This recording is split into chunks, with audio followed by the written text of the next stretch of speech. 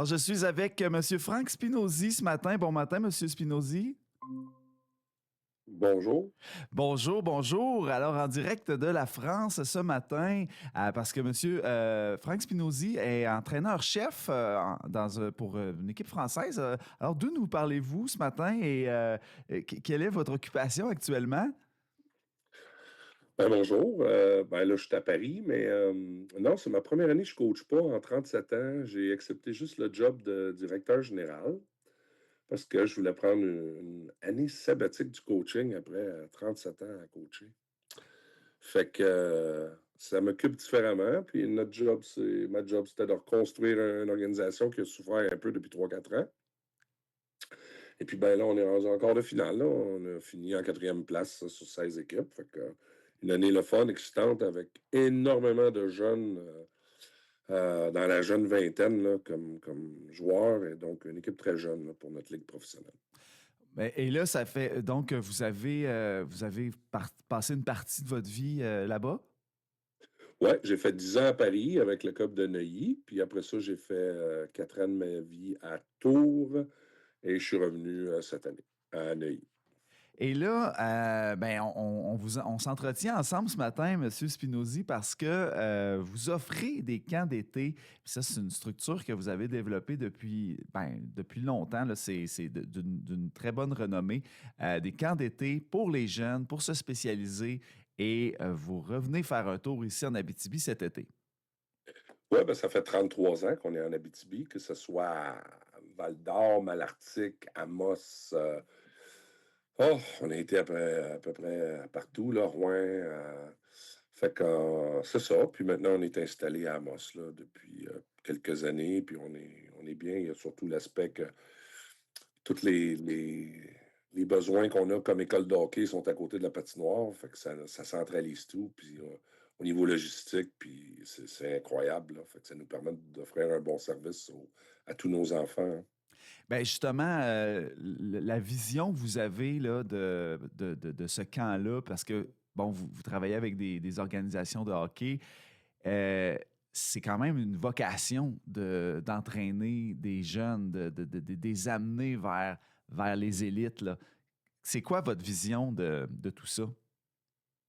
Ben écoute, je suis comme tout le monde, là. J'ai mes propres opinions là, sur le hockey québécois, si je peux utiliser ce terme-là. Euh, mais c'est drôle que tu parles de passion puis tout ça aussi, parce que tu vois, hier, justement, on parlait de ça, puis ça va faire ma 37e année que je fais des écoles de hockey. Puis on dirait que j'apprécie de plus en plus, à chaque année encore plus, cette chance que j'ai d'être avec des enfants. Mhm. Et puis ça nous garde jeunes, tu sais, on les a entre 5 et 17 ans. Mais ça nous oblige aussi à se renouveler, puis à se moderniser, puis à continuellement être à la recherche de la meilleure méthode d'approche pour enseigner, ou je te dirais un peu aussi les méthodes plus modernes. Hein? Parce qu'en vieillissant, on a tendance des fois à vouloir rester avec ce qui fonctionnait avant. Hmm. Mais la réalité, c'est que le hockey bouge, change, les besoins pour les enfants sont différents. Les parents ont des attentes qui sont différentes qui étaient il y a 20-30 ans. Donc, ça nous oblige vraiment à être très réveillés. Puis, ben, je ne me vois pas prendre ma retraite par rapport aux écoles de hockey parce que c'est mes 14 jours d'été là, où vraiment là, je kiffe à fond, là, j'ai du plaisir. Fait que, Hmm. ouais, c'est ça. Je Et, pense que et- même quand on a des problématiques, je le vois même pas comme ça. Pour moi, c'est tout à fait normal qu'un enfant ait une mauvaise journée, puis ouais, qu'un ado ait une mauvaise journée. Ça fait partie de la game, puis il faut trouver les meilleures manières d'intervenir pour les motiver puis de les faire avancer. Donc là, à quoi on peut s'attendre justement outre la philosophie que vous nous exposez, qui va derrière l'apprentissage, à quoi on peut s'attendre dans le camp qui va se passer là, à Amos du 25 juillet au 7 août prochain? Ben, premièrement, on a 4 camps. Hein. On a un camp des lancers pour la première fin de semaine, le 25-26, un camp des lancers puis de maniement de rondelles. Après ça, on a un camp, ce qu'on appelle d'une semaine, là, où les enfants sont là toute la journée de 8 à 5. Ça, c'est pour les gardiens de but, les défenseur et les attaquants aussi, mais c'est des cours plus spécialisés selon la position. La deuxième fin de semaine, c'est le camp de power skating. Encore là, les fins de semaine, les enfants qui viennent, ils viennent 3 heures et après, ils quittent. Donc, le temps qu'ils sont avec nous, c'est vraiment les 3 heures qui sont sur la glace.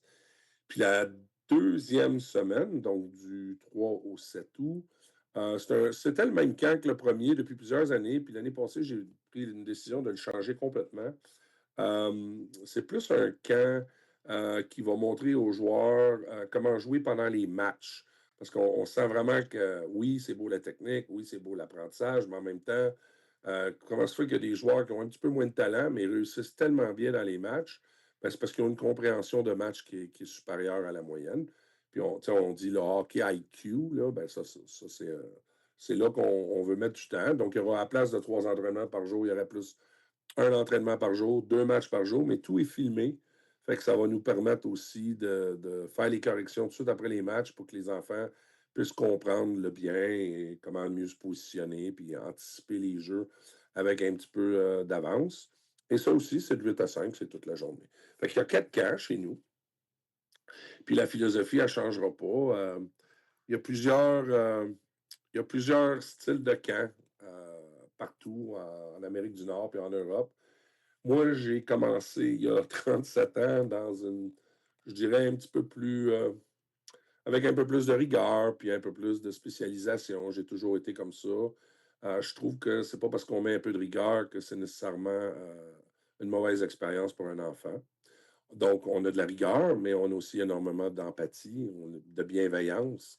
Et puis, on s'occupe d'eux d'une manière avec le plus d'amour possible. Mais, comme je dis, c'est pas un camp de vacances comme certaines écoles peuvent offrir. Puis, en passant, c'est bien qu'il y ait des camps comme ça. Au contraire, moi, je pense que ça permet aux parents d'avoir des choix, des styles de camps différents.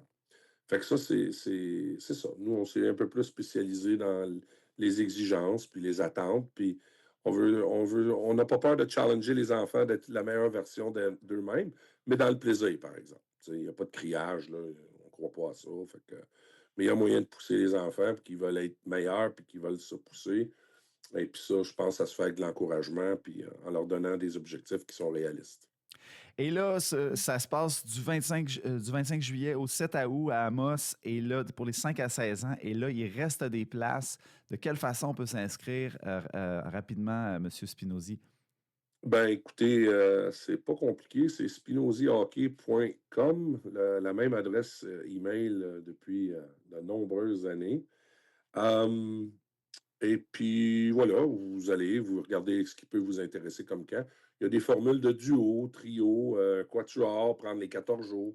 Les possibilités, c'est de prendre 2 jours, 4 jours, 5 jours, 7 jours, 9 jours, 10 jours et 14 jours. Fait que, tu sais, il y a vraiment. Puis on a toujours une vingtaine de jeunes qui viennent de l'Europe à chaque année au camp. Fait qu'au niveau des expériences entre eux, là, c'est incroyable.